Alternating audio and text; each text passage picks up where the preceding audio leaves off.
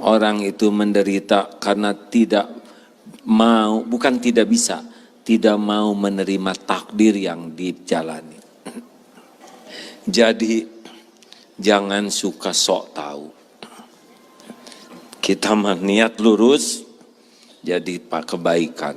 Ikhtiar di jalan Allah jadi kebaikan. Tawakal jadi kebaikan. Selesai. Itu makhluk cuman di sana. Perkara takdir urusan Allah. Jelas ya? Jangan suka ngatur Allah. Udah bodoh sok tahu, pusing.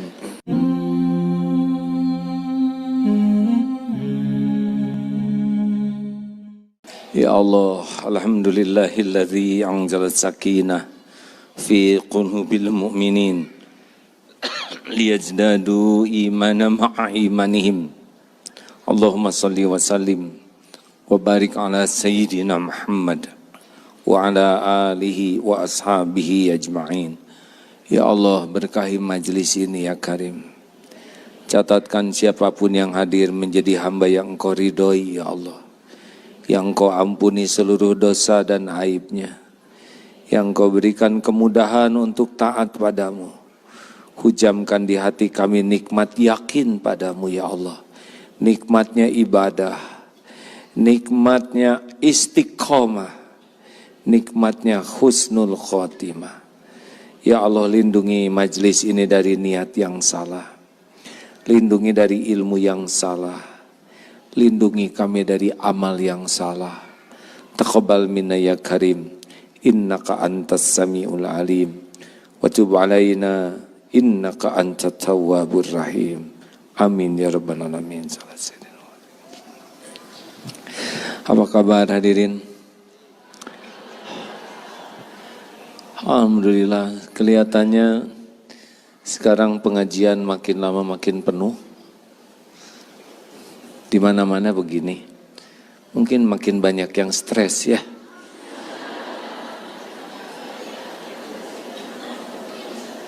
Saya lihat dari depan, ini wajahnya ada kemiripan, ini wajah-wajah banyak masalah. Benar atau benar? Saya ingin mengulangi ceramah yang sudah lama sekali tidak diceramahkan, yaitu 5 kiat menghadapi persoalan hidup. Masih ingat tidak ini? Perlu diulangi?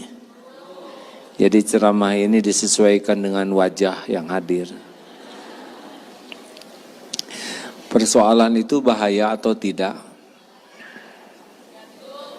Tergantung. Tergantung menyikapinya. Tapi bagi orang yang beriman, masalah itu bahaya atau tidak?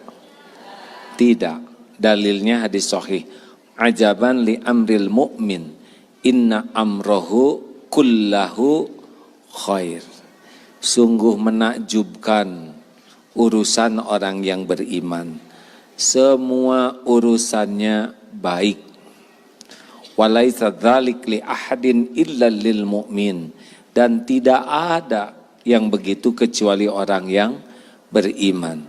Idza asabathu sarra'u syakara. Ketika dia diberikan karunia, nikmat, dia bersyukur. Fakana khairullah, maka itu baik baginya. Wa idza asabathu dharra'u sabar. Ketika dia ditimpakan kemudaratan, dia bersabar. Fakana khairullah, itu pun baik baginya. Jadi masalah bagi orang beriman semuanya baik sepanjang benar menyikapinya. Jadi yang bahaya bagi kita itu masalahnya atau sikap kita. Kenapa orang tidak lulus ujian? Orang tidak lulus ujian bukan karena soal. Orang tidak lulus ujian karena salah jawabannya. Pegang ini baik-baik ya. Jadi kalau ada apa-apa, aduh berat nih, pasti bukan soal. Aduh rumah tangga saya ini berat sekali. Enggak, itu sudah diukur oleh Allah. Tidak mungkin Allah menguji kita dengan sesuatu yang tidak sesuai dengan kemampuan kita. Namanya zolim. Allah mustahil berbuat zolim. Guru SD tidak mungkin memberikan ujian soal SMA. Karena akan stres nih murid-muridnya. Namanya guru zolim, guzol ya. Allah Maha tahu keadaan kita. Allah tahu tingkat keimanan, intelektual, keilmuan, finansial kita, daya tahan tubuh kita. Allah tahu tentang kita lebih tahu daripada siapapun, termasuk daripada kita sendiri. Jelas? Allah baik tidak? Salah, maha baik. Allah maha baik. Mungkinkah Allah menzolimi hamba-hambanya? Tidak. Di antara hal yang mustahil bagi Allah adalah mustahil berbuat zalim. Rasulullah punya masalah? Jawab. Sedikit atau banyak? Ringan atau berat? Sederhana atau rumit? Hasilnya hina atau mulia? Yang sedang ceramah ini, kira-kira banyak masalahnya?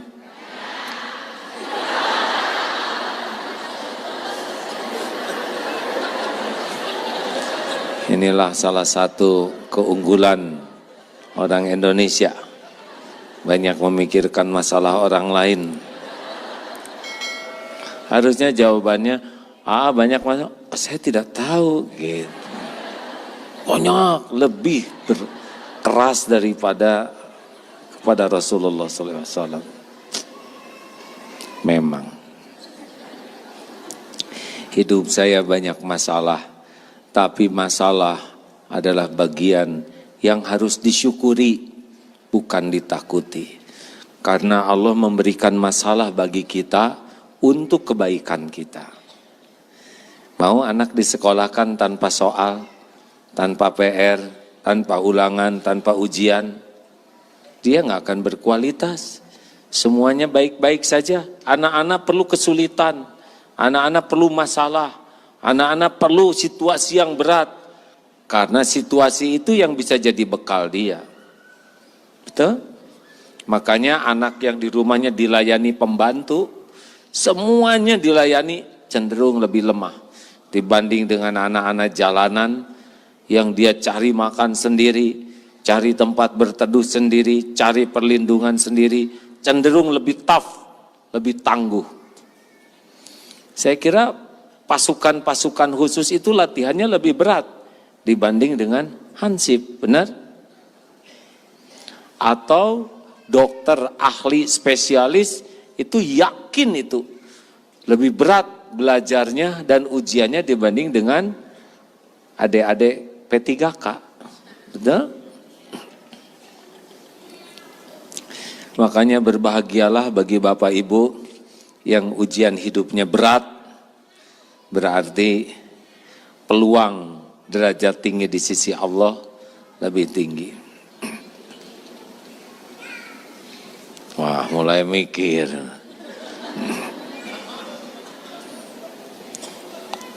Kira-kira ujian yang diketahui emak-emak ini dari yang saya jalanin kira-kira berat tidak? Jawab. Berat itu, dengar ya, kenapa ujian itu berat? Satu, karena dia tidak ridho dengan ujian itu.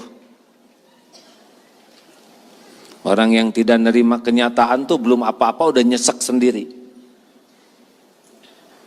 Yang kedua, dia sibuk bersandarnya kepada selain Allah. Cari pertolongan ke sana sini selain ke Allah, nyesek tuh. Yang ketiga, dia jauh dari pertolongan Allah. Dia mungkin beramal tapi tidak mencukupi untuk menjadi orang yang layak ditolong oleh Allah. Makanya berikut ini 5 kiat menghadapi persoalan hidup. 1,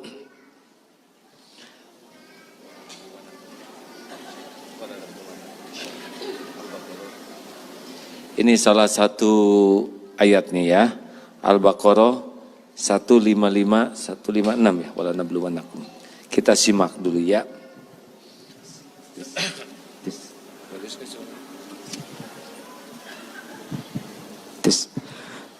أعوذ بالله من الشيطان الرجيم بسم الله الرحمن الرحيم ولنبلونكم بشيء من الخوف والجوع ونقص من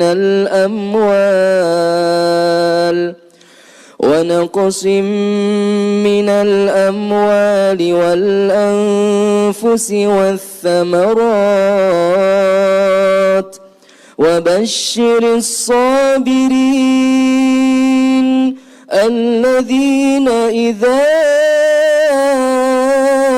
أصابتهم مصيبة قالوا إنا لله وإنا إليه راجعون أولئك عليهم صلوات من ربهم ورحمة وأولئك هم المهتدون.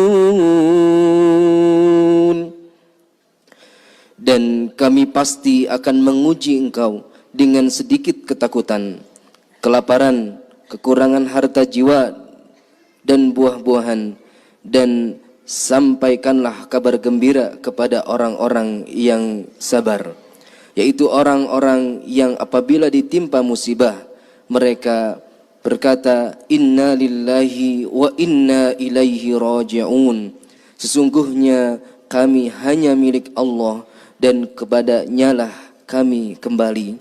Mereka itulah yang memperoleh ampunan dan rahmat dari Allah, dan mereka itulah orang-orang yang mendapat petunjuk. Jadi sudah pasti ya, walanabluwannakum bisyai', sedikit. Banyak mana nikmat dari Allah dengan ujian hidup? Kalau nikmat setiap tahun, setiap bulan. Setiap bulan, setiap hari. Setiap hari, setiap jam. Tiap jam, tiap menit. Tiap menit, tiap saat. Meni lama ngejawab tiap saat teh hadirin.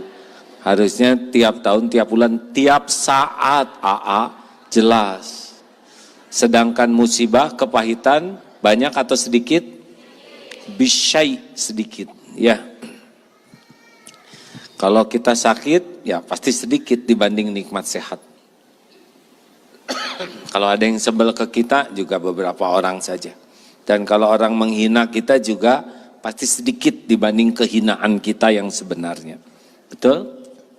Suami marah juga tidak akan terlalu lama lah. Capek marah seharian tuh. Paling beberapa jam. Nah, satu, kita harus siap menghadapi yang cocok dan siap menghadapi yang tidak cocok dengan keinginan. Ulangi, siap, maksudnya semuanya bicara. Satu apa? Siap menghadapi yang cocok dan siap menghadapi yang tidak cocok dengan keinginan. Ulangi.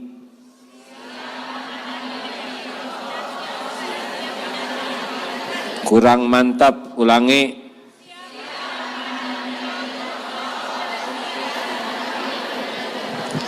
Kenapa harus siap menghadapi yang cocok dan yang tidak cocok? Karena hidup ini mustahil seluruh keinginan kita akan terwujud. Mustahil. Pasti ada yang tidak terwujud. Kenapa? Karena bisa bentrok dengan keinginan orang lain. Contoh yang paling sederhana, pilpres. Tidak mungkin dua-duanya jadi presiden. Atau ibu ingin remaja terus, tidak bisa. Bekal bentrok dengan cucu, ya.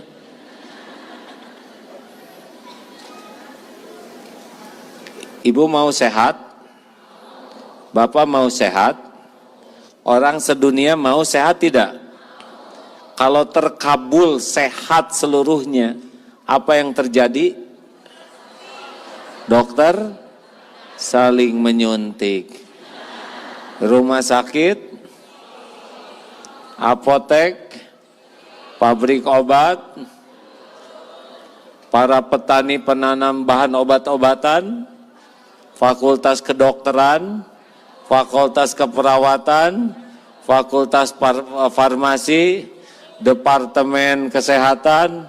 Oh, kalau semuanya sehat, berapa banyak yang akhirnya tidak punya kerjaan, ladang amal, sakit ya.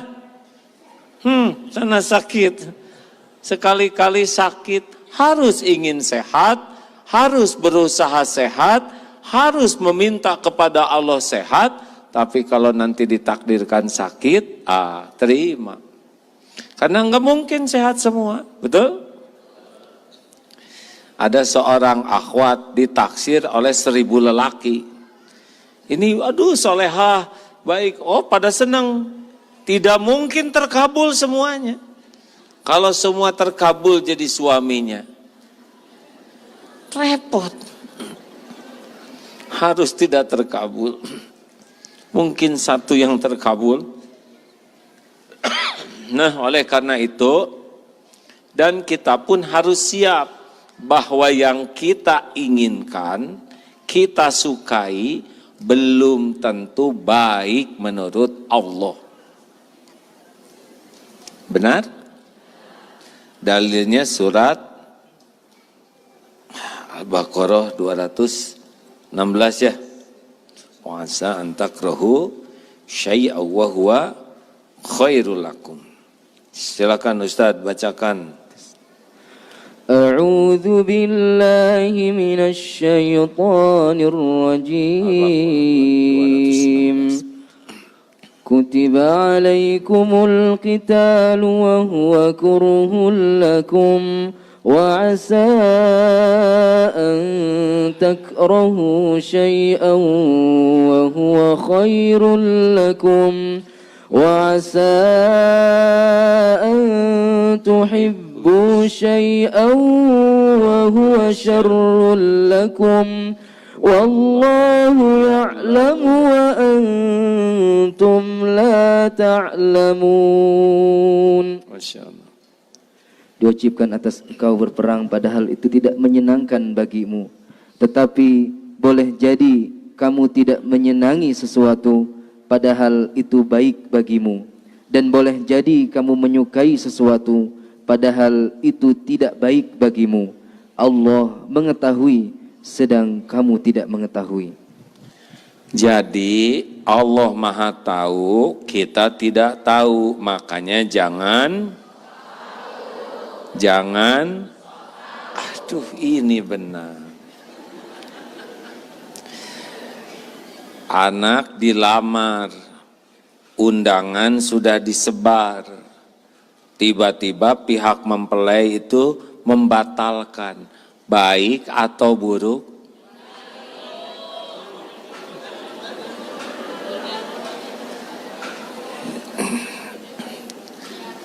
Maunya sedih atau bersyukur? Daripada batal sesudah menikah, mending batal sebelum menikah. Kenapa dia batalkan? Ibu doanya apa? Bukankah minta menantu yang soleh, betul? Gimana kalau yang mau menikahi anak itu tidak soleh dalam pandangan Allah? Jadi batalnya pernikahan itu buah dari terkabulnya doa. Oh, kalau gitu saya kan nggak akan ngedoa gitu. Jadi tapi nelangsa. Jangan suudon. Suami dimutasi ke jabatan tidak di tempat basah, asalnya di tempat basah. Ya, bagian nguras bak. Sekarang bagian ngejemur tempe. Nikmati rezeki mah dari Allah, bukan dari jabatan. Daripada jadi terus celaka, lebih baik nggak jadi. Sudah daftar umroh, sudah siap semuanya, sudah dapat visa, menjelang berangkat sakit, baik atau buruk? Baik. Niat sudah sampai, ikhtiar sudah maksimal. Daripada berangkat dan di sana kambuh, lebih baik nggak jadi. Atau pas berangkat mungkin orang tua sakit, anak sakit, kita tidak tahu. Makanya bagi kita tugasnya cuma 3, meluruskan niat lillahi ta'ala, menyempurnakan ikhtiar di jalan yang Allah suka. Yang ketiga, pasrahkan ke Allah, terserah. Yang penting yang paling baik menurut Allah, bukan menurut kita. Kita tidak tahu, wallahu ya'lamu, dan Allah Maha tahu, wa antum la ta'lamun, kalian tidak tahu. Ada yang kakak beradik bawa jualan tape, pada subuh patah tuh si kakak teh, pikulannya tumpah ke sawah satu. Wah, apa sih sama dek? Dagangan habis semuanya tumpah, dasar apes. Pergi aja tuh adiknya. Sejam kemudian dapat berita, ternyata kolbak yang dipakai celaka. Alhamdulillah, untung pikulan patah. Sejam sebelumnya dianggap musibah, sejam sesudahnya dianggap karunia. Jangan tergesa-gesa. Coba digigit anjing, baik atau buruk? Ada yang minta jodoh, keluar dari rumah, ya Allah saya minta jodoh. Pas keluar ada yang langsung kedip-kedip, tanpa rasa malu ngedeketin dan menggigit betis. Kenapa minta jodoh yang datang anjing betina? Dibawa ke rumah sakit. Hari demi hari ternyata akhirnya tahu rahasia takdir. Ternyata jodohnya adalah, ayo siapa? Sama-sama pasien di sana.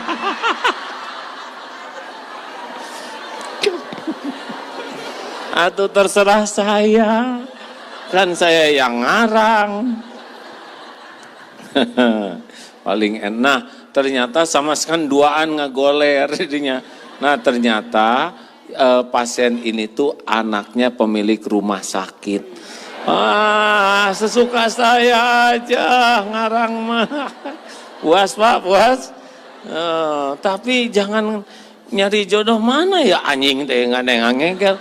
Beda-beda garis. Atau bapak pulang dari sini dikejar anjing, langsung sujud syukur. Ma, terimalah, papa akan dapat jodoh lagi.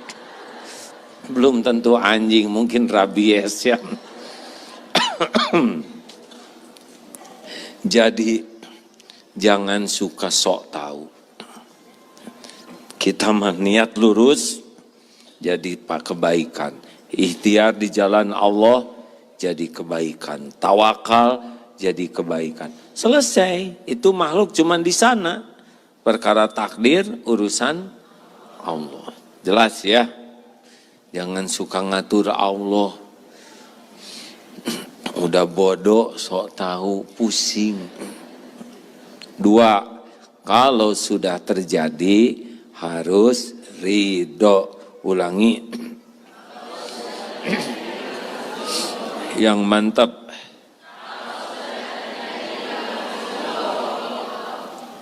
Apa bedanya ridho dengan ikhlas? Ikhlas tuh kalau sedang beramal. Sedekah harus ikhlas. Ridho itu menerima takdir. Dompet hilang harus ridho, bukan ikhlas. Berkhidmat memuliakan suami harus ikhlas. Suami titik-titik lagi harus titik-titik lagi teh beli mobil lagi. Tong sok suudon atuh hadirin. Titik-titik itu sangat banyak maknanya. Ibu-ibu teh ongko curiga ke saya teh. Tapi pengen ngaji wae, ha? Saya teh rada curiga ke mama ini teh. Kenapa bapak-bapaknya jarang ngaji? Dilarang tong ngaji ke apa? Diwakili ku mama weh.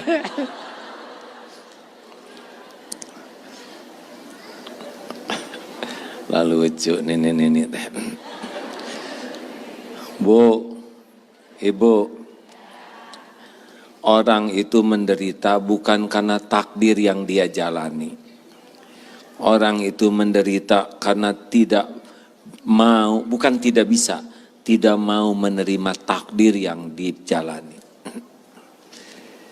Asli loh Bu, Pak, kita ini milik Allah. Sesuka Allah dong mau diapain aja. Dan yang menciptakan kita, yang memiliki kita tuh yang maha baik. Yang selama ini aja enggak pernah berbuat jelek ke kita. Pernahkah Allah berbuat jelek ke kita? Jawab. Jawab. Lalu kalau ada terjadi sesuatu, kita kan puluhan tahun. Saya kira itu ibu sudah agak terlalu lama ya di dunia. Udah lama di dunia, udah segini lamanya, enggak pernah sekejap pun Allah berbuat jelek. Terus kalau besok lusa terjadi hal yang Allah tetapkan untuk saya, apapun, apakah itu jelek? Enggak mungkin. Terima. Ini ya cerita tentang visa tidak keluar, masih ingat? Kan kita punya cabang di sebuah negara itu. Nah, mau ke sana tidak bisa, diterima tidak, ditolak tidak. Enggak apa-apa. Apa aja yang baik menurut Allah itu yang saya jalanin. Kalau memang saya enggak bagus perjalanan ke sana, ya udah enggak apa-apa, saya enggak berangkat. Sesudah 2 bulanan enggak ada, kemarin masukin lagi. Baru juga masukin 3 beberapa hari, keluar itu. Ternyata keluarnya tuh pas dengan saat 1 tahunnya masjid itu ada di sana. Jadi ya Allah ngepas sekali waktunya. Pas saya ke sana yang biasanya wah ditanya di imigrasi, ditanya di bea cukai, wah segala diperiksa. Kemarin polanya aja nggak ada yang nanya. Teng plus. Pulangnya juga biasanya ditanya ini ditanya plus. Kalau udah waktunya dimudahkan mah mudah. Ya diuji dulu kemarin, dipersulit sedikit lah. Dan sulit-sulit gak ngerti masuk ya. Jadi udahlah nggak usah ribet kalau ada apa-apa teh. Sing ridho kalau ada yang tidak cocok teh ya Bu ya. Kalau nasi jadi bubur, sing ridho sambil cari cakwe, ayam, kacang polong, kerupuk, kecap, seledri, bawang goreng, sambal, gepuk, bakakak, sate. Maju hidup teh. Jangan macet karena enggak ridho. Dan sekarang enggak ridho juga tetap kejadian. Ingat teori genteng jatuh, lagi jalan genteng jatuh kena jidat. Bagaimana? Ridho, kemana wae kalah benjol nih. Sudah terjadi, ridho. Enggak boleh ngomong begini, saya tidak terima. Saya tidak terima. Enggak mungkin tidak terima. Itu tanda terimanya jelas. Benyut, merah begitu. Mau enggak terima gimana? Nah banyaknya orang sengsara teh enggak nerima. Ibu-ibu enggak nerima jadi tua, gimana? Kan udah jadi. Kalau sibuk lihat potret SMA, atau udah beda zaman. Ibu dulu pakai seragam SMA, lucu. Sekarang dipakai lagi, lebih lucu. Ya. Bentuknya aneh. Ya.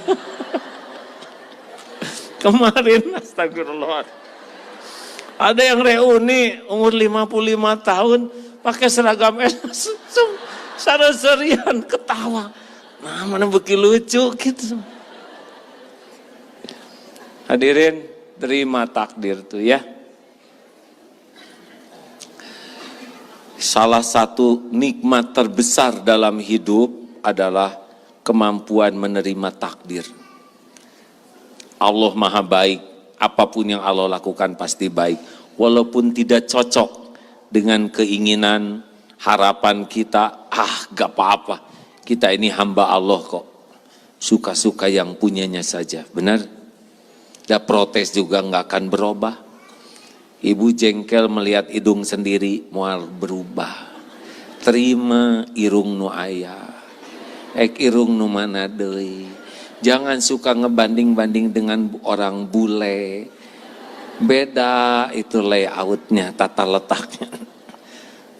Makanya udah rambut hitam, badan pendek jika kita udah nggak usah jengke kaditu kita baru jempol. Nah. Ibu tiap malam hayong tinggal awet muda, jangan. Terima hidup mah. Atuh gimana pasrah? Terima sambil olahraga, betul? Sambil dirawat dengan baik, minum jamu yang kira-kira membuat ibu sehat. Tapi kan tetap meotan, biarin. Meotan mah sesuka Allah. Ngejaga supaya sehat, tugas kita, betul?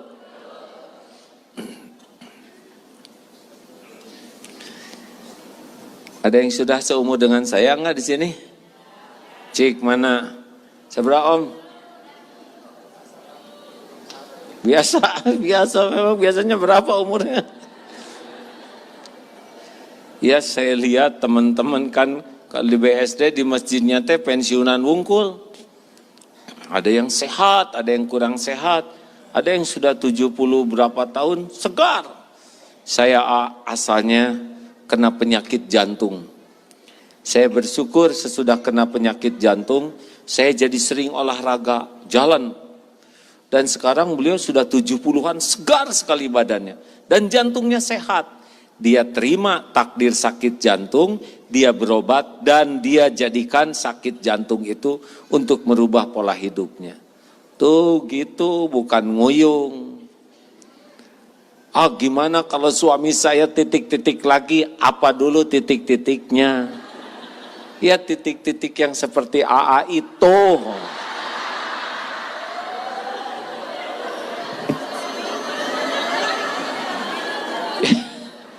Lucu ibu-ibu teh ongko gemes, ongko sieun, ongko penasaran, ongko hoyong ngupingkeun. Kenapa ibu teh pada darah datang atau curiga wae ka saya mah? Bu, dengerin ari jodoh teh. Jangankan jodoh, daun jatuh saja sudah tertulis di Lauh Mahfuz. Surat Al-An'am ayat 59. Cikirnya latihan ridho teh. Coba ayat ini disimak. A'udzu billahi minasy syaithanir rajim. Bismillahirrahmanirrahim. Wa 'indahu mafatihul ghaib la ya'lamuha إلا هو ويعلم ما في البر والبحر وما تسقط من ورقة إلا يعلمها ولا حبة في ظلمات الأرض ولا رطب ولا يابس ولا رطب ولا يابس إلا في كتاب مبين. Dan kunci-kunci semua yang gaib ada pada Allah. Tiada yang mengetahui selain Allah. Dia mengetahui apa yang ada di darat dan apa yang ada di laut. Tidak ada sehelai daun pun yang gugur yang tidak diketahuinya. Tiada sebutir biji pun dalam kegelapan bumi, dan tidak pula sesuatu yang basah atau yang kering yang tidak tertulis dalam kitab yang nyata Lauh Mahfuz. Jelas, daun jatuh, biji yang ada di dalam perut bumi saja tertulis di Lauh Mahfuz. Daun sebanyak apapun di jagat ini ada catatannya. Masa jodoh nggak ada catatannya? Ujian. Memang bab jodoh itu disebut wamin ayatihi, di antara tanda-tanda kebesaran Allah. Bab jodoh ini sangat-sangat unik dan kadang tidak terprediksi. Udah lama kenal, menjelang nikah gak jadi. Ada yang baru kenal, jadi, betul? Ada yang lahir di Bandung, jodohnya di Cina, ketemu tuh. Ada yang lahir di Afrika, lahir di Eropa, nikah di Indonesia, jadi. Ada yang udah jadi di tengah jalan, pisah. Ada yang udah pisah, jadi lagi. Gitulah. Sok, naon.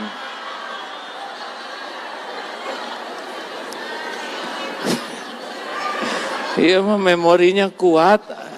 Ai keurusan orang lain mah. Ini arah rapal. Kan jadi draw, benar? Pertama ini istri ke-1, ini istri kedua. Oleh Allah dibalik, ini jadi satu sama. Udah nggak usah ngobrolin itu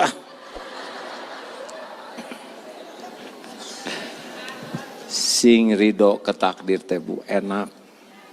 Hidup mah nggak mungkin selalu sesuai dengan keinginan. Nih ya, ini masjid indah karena berwarna. Coba sewarna, hitam. Ini horor masjid. Taman indah karena berwarna, benar? Ustadz barusan ngaji suaranya indah karena berwarna. Hidup juga indah tuh karena berwarna. Nggak rame kalau hidup monoton. Nggak rame. Dipuji, ibu mau dipuji suami? Mau? Cik tes nanti puji terus tiap lihat istri. Bosen. Bangun tidur, duhai istriku, engkau bagai rembulan dari jauh. Kadapur air deh, wahai istriku, engkau bagai telur dadar dari jauh.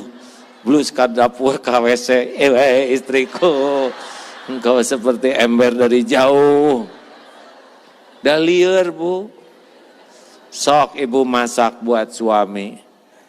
Pak, iya dibikinin karedok kesukaan bapak. Karedok teh mah, itu teh paling, aduh dasar istri ngerti, pengertian, tahu kesukaan suami. Itu teh karedok spesial teh, iya pak, aduh nuhun gelis, aduh dipuji tah. Para 4 jam mujinya. Besok bikin lagi karedok yang sama ya. Pak, naon mak, ini karedok. Oh, karedok yang seperti kemarin, sini bapak temenin resep. Berkurang pujiannya. Besoknya, Pak, naon, yuk karedok. Oh karedok, saya ke dia lah. Makin sepi. Hari kemudian, Pak, naon, karedok. Dia lah. Besoknya bikin lagi, Pak, naon, karedok. Karedoknya sama, rasanya sama, tapi gitu. Jelas tidak nih? Atuh kumaha suami saya kalau istrinya cuman saya aja meureun bosen ningali saya. Shh. Dengerin ya. Ini teh penting saya informasikan ibu, kalau ibu ngandelin diri ibu sendiri, ibu ngebosenin. Tapi kalau ibu ngandelin Allah, Yang membulak-balik hati suami itu adalah Allah. Ngerti tidak? Makanya ada yang cemas jadi tua tuh. Ngaca teh alim lek poek wae. Karena ngandelin dirinya. Makanya kalau seorang istri yang solehah, tulus, bersih, yakin gak akan ngebosenin. Karena cahaya hatinya itu gak bisa dibeli oleh penampilan apapun. Tapi orang yang ngebosenin teh, yaitu yang sibuk ngandelin topeng wae. Yang disada wae deh. Ngawek-wek. 3.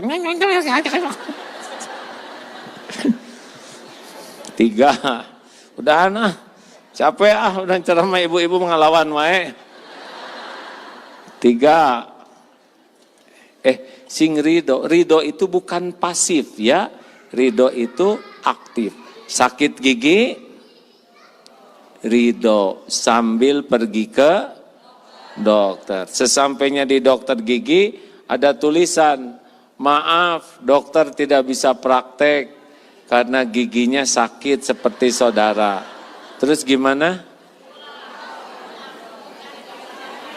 Ridho lagi, nggak boleh ngomong gini, tahu gini saya nggak akan pergi. Nah, stres. Bagaimana nggak pergi udah nyampe? Nah, banyaknya orang stres tuh kayak gitu tuh. Belok kiri kanan, kiri kanan, kanan kanan kanan. Tiba-tiba macet. Aing mah tahu gini maka kiri. Udah jelas di kanan. Yang paling gawat lihat suami udah tua nggak salah pakai milih sih ya teh. Udah nikah 20 tahun makin nyebut salah. Harusnya bukan si ini suami saya teh bari kerek suaminya. Sekolot kerek deh. Dosa budak. Tampil lah dikereueuh ya.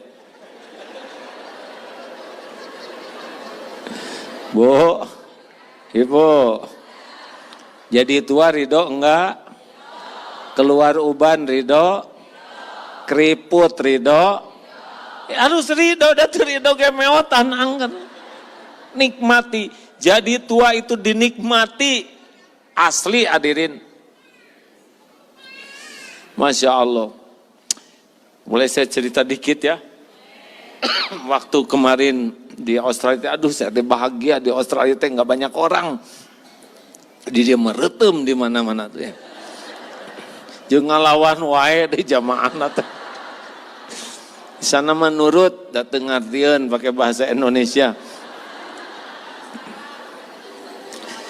Habis bersepeda katanya diurut diurut. Diurut di mana? Ada teman. Ada teman dari Singapura, dia teh nggak jelas agamanya apa. Tapi kalau ke Singapura paling semangat ngejemput. Wah, mobilnya teh macam-macam, Ferrari yang enggak gitu susah makena teh ya. Nah, kemarin juga jemput, dia ikut tawa ke sana, dia ikut ke sana karena punya rumah, kaya dia punya rumah 3 di Australia itu. Ayo, pas dipijat teh Pak, ternyata tulang ini pinggul teh nyengsol. Saya nggak tahu, udah nggak lihat pinggul saya. Pas wah ini nonjol ke kiri 2 sampai 3 senti. Pas disuruh ruku makin mencuat. Pantesan leher kaku. Mungkin ini kemarin waktu kuda jatuh dari kuda teh ya. Tapi kan saya nggak tahu. Asa sehat wae. Tapi Allah kasih jalan tuh. Ketemu dengan chiropraksi atau apa namanya tuh yang gitu yang tulang druk gitu. Wah ini nyeri. Nggak penggugur dosa. Bagaimana masih kuat Pak? Kuat lah. Peletok. Alhamdulillah beres we. Sesudah beres coba Pak di ronsen. Kan Bapak sudah cukup umur supaya tahu di ronsen. Segala teh. Masya Allah Pak. Di sini teh ternyata di potret jantung teh ada yang lain di sini. Kata dokter, Pak, maaf sekali. Saya terpaksa memberitahu apa? Ini ada kelainan di jantung. Sepertinya pembuluh ininya membesar. Oh ya, tinggal coba yang lain. Potret orang lain mah nggak ada, cuman sendiri. Terus gimana? Ya bahayanya kalau ini pecah, cuman ada 5 menit. Nanti nggak masuk ke otak darahnya dan menggenang dan meninggal katanya. Saya harus memberitahukan ini supaya pulang dari sini langsung ke rumah sakit. Oh, sebentar lagi berarti hidup saya ya. Rada sedih tak seketiknya. Dalam banyak ketang sedihnya. Oh gitu ya Pak? Iya.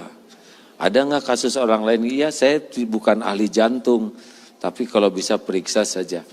Efeknya apa yang paling bahayanya? Yaitu pecah Pak, katanya robek terus. Oh ya. Dengar aja. Saya ridho, tidak nyangka bakal ada di potret kayak gini. Biasanya kan potret wajah, jadi mah tulang. Pasti takdir Allah saya tahu ini. Mikir, oh mungkin ini informasi dari Allah bahwa hidup saya boleh jadi nggak lama lagi ya. Wah warisan belum, saya udah siap-siap tuh nelpon ke anak-anak gitu. Siap-siap ini yang mau diwariskan. Ini untuk hibah, ini untuk bersama. Terus ngasih tahu juga kalau nanti Abah meninggal dikuburnya di Eko Pesantren di sebelah Nin ya, di sebelah ibu saya. Jangan di tembok, biar aja tanah gitu pakai batu aja. Nangis. Nggak apa-apa, tenang. Dan saya siap-siap betulan ya. Duh, jauh-jauh ke Australia, kalau kayak maut deh. Di taman teh meni enak, sholat juga jadi khusyuk Pak. Gusti, meren malam deui abi hirup teh. Jadi bagus tuh jadi ingat mati tuh. Yang kasihan yang dengar ya pada nangis ya, saya tidak cerita ke siapa-siapa. Ya tapi lebih siap lah. Ternyata memang ingat mati itu bagus Pak. Membuat sholat juga jadi lebar. Siapa tahu kan nggak ada lagi sholat banyak ya kan. Jadi sholat yang tersisa ini ingin jadi bagus. Sampailah ke Indonesia langsung ke rumah sakit. Cik dokter naon ya potretnya menikikit teuing. Biasa nama diparuji potretnya nah ya menjadi salah retres. Ya akhirnya diperiksa lah segala macam. Hasilnya tidak akan saya sebutkan ya, begitulah. Ya hitung-hitung persiapan, bisa nanti kita nggak ketemu lagi. Ya kan? Dah, teruskan ceritanya. Jadi sing ridho takdir apapun juga, karena kita ini milik Allah. Pasti ada waktunya berpisah, betul? Yang bikin berat itu adalah tidak ridho. Setuju? 3, jangan mempersulit diri. Ulangi.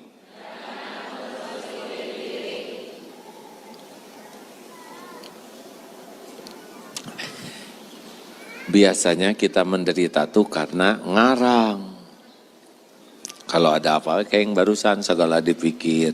Kayak yang mau pensiun 3 tahun lagi menderitanya dari sekarang. Padahal kan bisa jadi bulan depan meninggal. Ya, ada yang kutil serasa kanker jadi sangsara. Kita teh hobinya ngarang. Padahal semua ujian kita teh udah diukur oleh Allah. Betulkah? Yassiru wala tu'asiru basyiru wala tunafiru. Mudahkan urusan, jangan dibuat sulit. Gembirakan, jangan dibuat mencekam. Salah satu orang yang tidak akan tersentuh api neraka, apa namanya? Sahlin. Orang yang seneng mudah urusan tuh. Jadi munayana naon teh atas we tampi. Saya barusan dapat telepon dari teman. Sedih beliau tuh karena istrinya sedang sakit. Sakitnya yang ya berat lah. Katanya. Ternyata harta teh nggak ada apa-apanya sama sekali.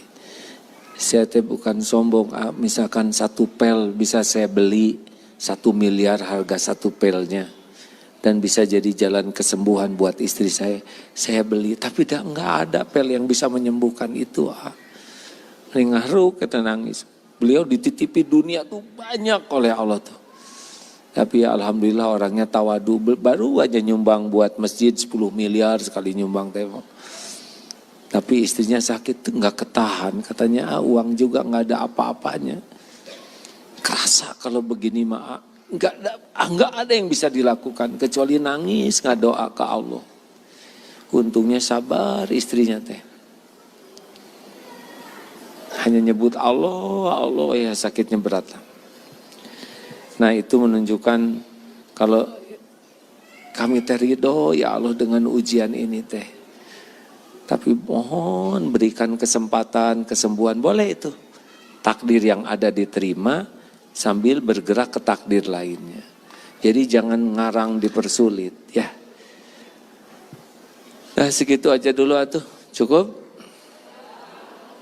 Dikit lagi ya, 10 menit lagi.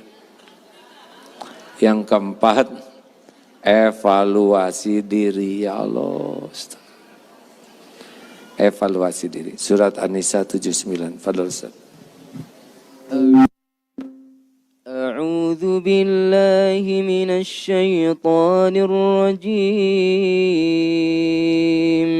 ما أصابك من حسنة فمن الله وما أصابك من سيئة فمن نفسك وأرسلناك للناس رسولا وَكَفَى بِاللَّهِ شَهِيدًا.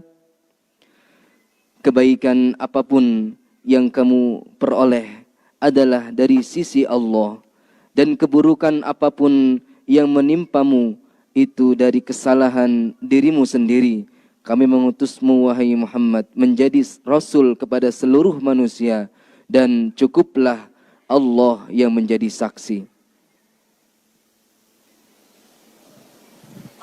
Jadi kalau ada kebaikan apapun datangnya dari siapa? Kalau ada keburukan yang menimpa karena kesalahan siapa? Nah udah gitu, pokoknya kalau ada kepahitan apapun, tobat weh. Ya Allah, astagfirullah. Ada masalah dengan anak, gak usah disalahin teruslah. Mendingkan ya Allah. Men kata bapak teh ngomong gini, ya Rob ampun. Saya kepala keluarga, saya yang salah. Belum bisa memimpin rumah tangga dengan benar. Belum jadi contoh yang baik. Ya Allah, tidak nyalahkan istri, tidak nyalahkan anak, tapi tobat. Ibu juga di ruangan sebelah, ya Allah saya ibunya. Saya ngaku selama hamil saya jarang ingat kepadamu ya Rob. Selama benar melahirkan, mengurus anak, jarang diperdengarkan ayatmu, jarang disebut namamu. Makanannya kurang kejaga, ampun. Mending begitu.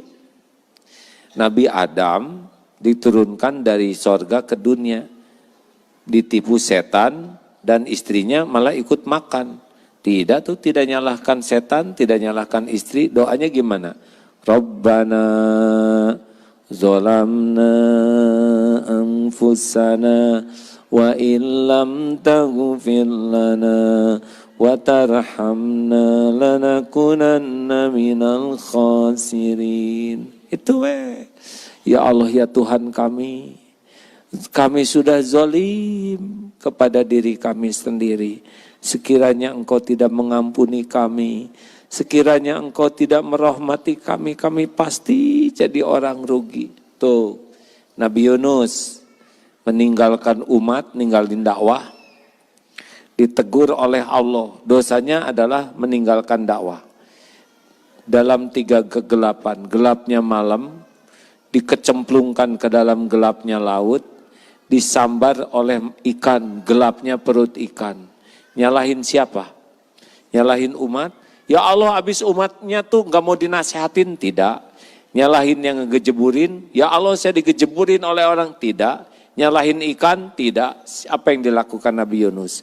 La ilaha illa anta subhanaka inni kuntu minaz zalimin. Sekali lagi.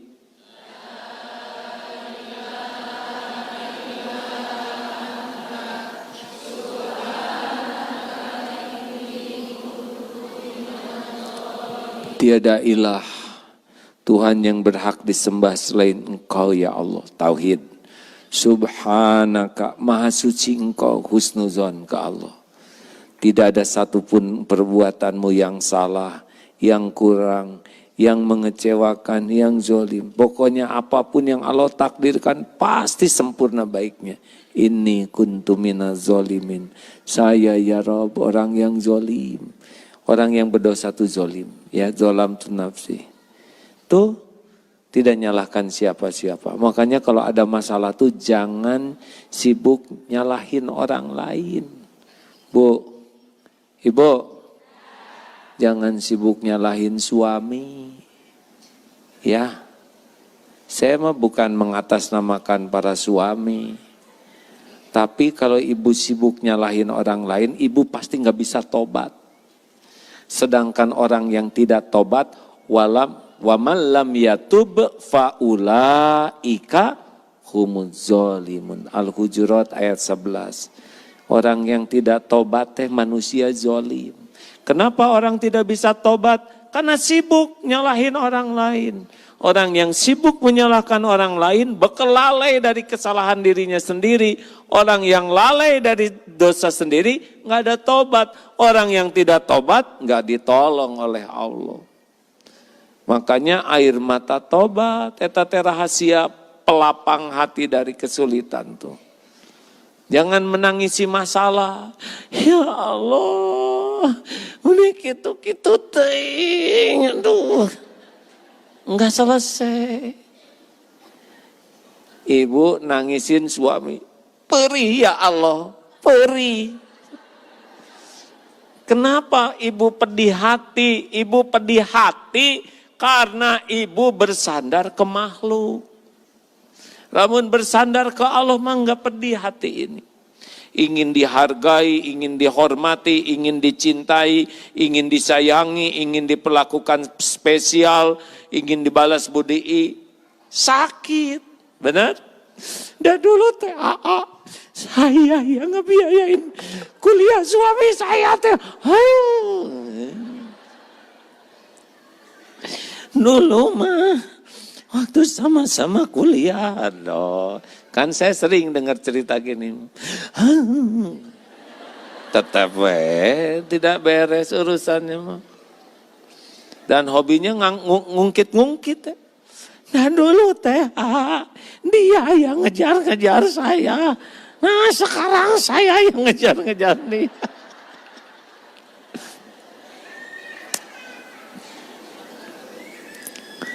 Dahlah tobat. Dan yang terakhir, cukuplah Allah sebagai penolong kita. Ulangi. Sekali lagi. Yang mantap. Kenapa cukuplah Allah? Selain Allah bisa nolong kita tidak? Cing bulat bisa tidak? Bergabung jin dan manusia mau nolong kita tanpa izin Allah bisa tidak? Yang benar yakin? Semua mau ngasih, Allah tidak izinkan sampai tidak ke kita? Nah, jangan cuma di mulut, ini teh hadirin. Ciri orang yang cukuplah Allah sebagai penolong, dengar. Yakin hanya Allah penolong, berarti hati ini lepas dari selain Allah. Tidak bisa mengatakan, ya Allah, hanya Engkau penolongku. Cari cing, berdak pada tengah hargaan siaka kolot teh. Berarti masih ingin ke makhluk ya. Mengerti? Dengerin ini teh tidak mudah ya hadirin. Karena saya juga diajarin guru saya bertahun-tahun makom yang ini teh perjuangannya tidak mudah, tapi ketika belajar yang ini nih, aduh, lebih enteng hidup ini. Yaitu lepas hati tuh. Lepas dari ngarep-ngarep ke makhluk. Coba sebutin apa saja yang suka diharapkan dari makhluk teh. Jawab, jangan bikin saya emosi hadirin. Giliran, apa? Pengen dipuji, nyesek, Bu. Orang yang centil teh capek hatena. Banyak cicilan, dah yang dipuji. Padahal yang muji tidak pernah bantuin cicilannya. Benar? Ngangguk. Bagaimana sih? Tahu saya nyicil katingali, nganggukna berat. Pengen apa lagi? Ngacung. Pengen dihormati, nyesek, mudah tersinggung. Bibi, mana teman sopan pisan sing hormat ka ibu teh, Bi. Padahal si ibu kursus kepribadian. Tapi enggak lulus, jadinya lebih mulia pembantu. Apalagi? Pengen diakui, makanya ngobrol temen hutet. Karena pengen diakui pinter, pengen diakui tahu. Iya abdi mah waktu umroh teh aku abdi di kicepannya Hajar Aswad teh. Nah, make kicep. Kecup lain kicep. Salah ya manasikna. Ada yang ngobrol teh hutet segala diceritain. Kenapa orang ngobrol segala diceritain? Pengen diakui. Dia teh pinter, dia teh tahu, dia teh bisa. Makanya bunyi terus. Apalagi ayah gitu teh ada yang nyetuk ya ece masalah dabung naon man kuhul gelut. Dari mulut yang pengen diakui. Ayo apalagi? Ece nih. Pengen apa? Pengen disayangi. Kulang kateh tayang.